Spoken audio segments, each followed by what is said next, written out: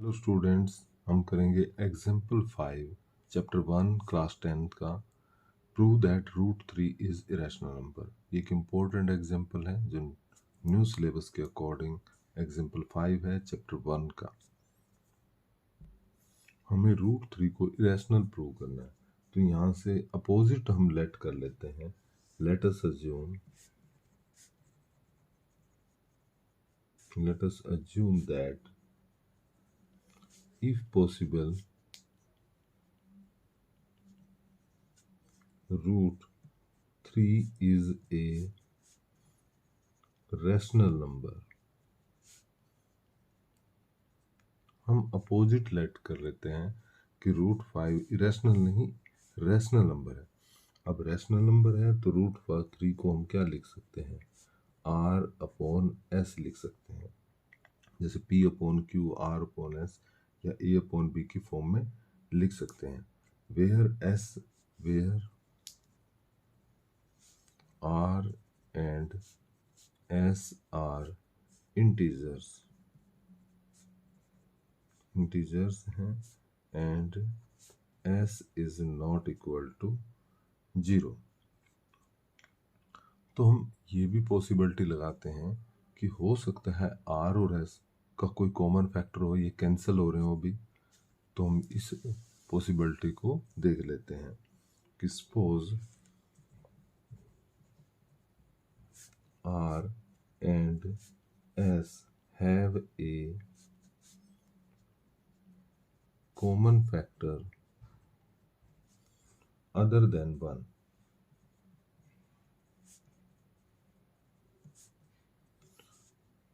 सो यदि ऐसी बात है कि अदर देन 1 इनका कोई कॉमन फैक्टर है, तो हम क्या करते हैं, then we divide by the common factor.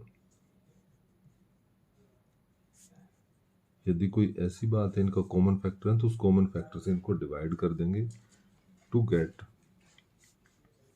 तो उस केस में रूट 3 क्या आ जाएगा, अपना ए अपॉन बी आ जाएगा। कैंसिल होकर इन दोनों कैंसिल करके आ जाएगा ए अपॉन बी। और अब ए अपॉन बी में कोई कॉमन फैक्टर नहीं है, ये को प्राइम नंबर है। Where a and b are coprime है, मीन्स कोई भी कॉमन फैक्टर इन दोनों में अब नहीं है अदर देन 1। यहाँ लिख भी सकते हैं, मीन्स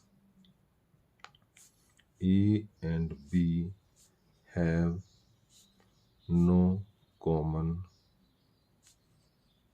फैक्टर अदर देन 1। कई बार यही लाइन हम डायरेक्ट लिख देते हैं, ये आर एस वगैरह लेट नहीं करते, तो डायरेक्ट ऐसा भी लिख देते हैं।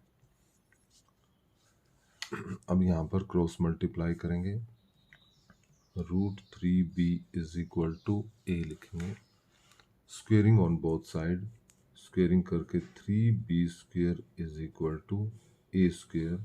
इसको इक्वेशन 1 लेट कर लेंगे। अब यहाँ से क्लियर है कि 3 is A factor of A square, क्योंकि ए स्क्वेयर के फैक्टर हैं 3 इंटू बी हैं। तो यहाँ से पता चल रहा है हमें कि 3 डिवाइड्स ए स्क्वेयर, यानी कि 3 ए स्क्वेयर को डिवाइड करता है। तो अब थ्योरम हमने की थी कि if 3 divides A square then 3 also divide A. कोई नंबर किसी के स्क्वायर को डिवाइड करता है तो उस नंबर को भी डिवाइड करता है। अब हम देख रहे हैं कि 3 ए को डिवाइड करेगा, यानी कि रिमाइंडर 0 आएगा। तो इसका मतलब हम लेट कर लेते हैं कोई इंटीजर सी यहाँ पर एग्जिस्ट करेगा। तो ए को हम लिख सकते हैं 3 इंटू सी प्लस 0, या ए इज इक्वल टू 3c। हम ए को लिख लेंगे 3c के इक्वल। अब a की वैल्यू जो 3c हम इक्वेशन 1 में पुट करेंगे, तो यहाँ पर put in equation 1, so 3b square is equal to A की जगह हम 3c जब लिख देंगे तो यहाँ से आ जाएगा 3b² is equal to 9c²। Divide both side by 3 करने पर b² की वैल्यू आ जाती है 3²। तो यहाँ से फिर वही पॉसिबिलिटी कि 3 is A factor of b² है, यानी कि 3 दिस इम्प्लाइज 3 डिवाइड b²। और जब 3 b² को डिवाइड करता है तो 3 डिवाइड करेगा किसको, b को भी डिवाइड करेगा। मीन्स 3 b को डिवाइड कर रहा है, इसका मतलब क्या हुआ, 3 is A factor of b। 3 एक फैक्टर है b का। अब यहाँ से देखिए 3 फैक्टर हो रहा है b का, और स्टार्टिंग में हमने क्या किया था, यहाँ पर देखा था 3 डिवाइड कर रहा था a का। मीन्स यहाँ से था कि 3 is A factor of a। 3 a का भी फैक्टर है, यहाँ से हमें पता चल रहा है 3 फैक्टर है b का, यानी कि 3 is A common factor of a and b।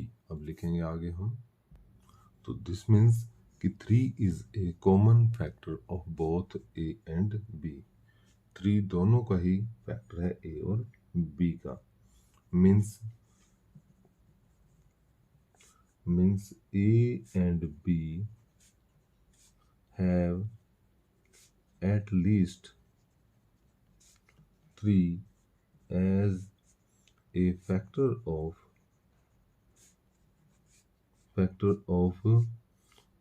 A and B have at least 3 as a factor other than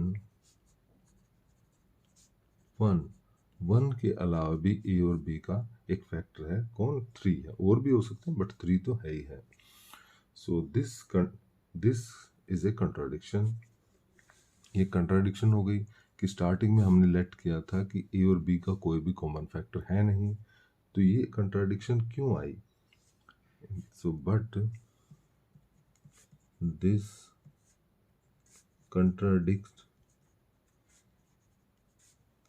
contradict the fact that A and B have no common factor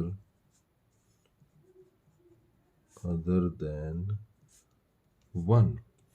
क्योंकि हमने starting में लिया था कि assumption की थी कि A और B का कोई कॉमन फैक्टर नहीं है, बट यहाँ पर हम कह रहे हैं 3 एक फैक्टर है, तो ये क्या हो गया, कंट्राडिक्ट हो गया, हमारी बात को काटा जा रहा है यहाँ पर।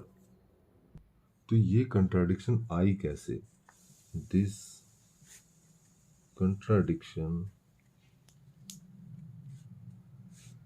Has arisen because of our incorrect assumption। ये क्यों आई, क्योंकि हमारी जो assumption थी वो incorrect थी। that कौन सी assumption थी कि that √3 is a rational। ये हमारी जो assumption थी ये incorrect थी कि √3 एक रैशनल नंबर है। सो वी कंक्लूड, तो अब हम क्या कंक्लूजन पर पहुंचे, वी कंक्लूड √3 इज इर्रेशनल।